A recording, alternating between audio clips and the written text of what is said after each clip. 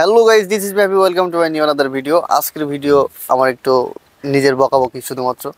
প্রচণ্ড রোদ, আমি রোদে দাঁড়িয়ে আছি এখন, আমি তাকাইতে পারছি না। তো আমার পেছনে এখন যশোর শহর, ঠিক আছে? আমি যশোর শহরে আসছি, খুবই ভালো লাগছে। আমার একটা বন্ধুর বাসায় আসছি, তার নাম হচ্ছে আরাফাত। আরাফাত এখন ক্যামেরা করছে, ধন্যবাদ তোমাকে।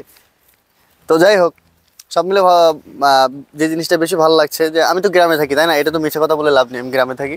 আহ, গ্রামে যে একটা দৃশ্য, চারতলা পাঁচতলা থেকে যখন দেখি তখন নিচে সব সবুজ সবুজ হয়ে যায়, ঠিক আছে? আর শহরে এসে দেখছি এটা সব বিল্ডিং বিল্ডিং। এই জিনিসটা কিন্তু আমার কাছে একটু অন্যরকম ইন্টারেস্টিং একটা বিষয়। আম, কারণ বললামই তো, সব মিলে কথা হচ্ছে যে পরিবেশটা খুব ভালো লাগছে। আর আমার সাথে আছে পারভেজ। পারভেজকে একটু দেখাও হালকা। আমরা দুইজন আসছিলাম একটু, যশোরে একটু কাজ ছিল দুইজনের পার্সোনাল, তো আমরা সেখানে আসছিলাম। তো সব মিলে কথা হচ্ছে। আর তুমি কি একটু ক্যামেরায় আসবা? ওকে, ঠিক আছে, ধন্যবাদ। তো এই যে তুমি যে এখানে থাকো এই বাসায়, তুমি তো আমাদের গ্রামে অনেকদিন ছিলে, অনেক বছর। এই বাসায় কত বছর ছিলে ছোটবেলা থেকে? আমি ছোটবেলার থেকে দেখেছি, মানে বিশেষ করে বাইরে থাকা হয়েছে বেশি, আচ্ছা আচ্ছা। যশোরের থেকে। যেহেতু তোমার তো আব্বু চাকরি করে। হ্যাঁ হ্যাঁ, সেহেতু আমি বাইরে থাকা হয়েছে। তো ইদানিং 2-3 বছর ধরে যশোরে আছি আচ্ছা আচ্ছা। পার্মানেন্ট। আচ্ছা আচ্ছা, তুমি তো বিবাহ করেছো। তোমার আহ, বৈবাহিক জীবন কেমন যাচ্ছে?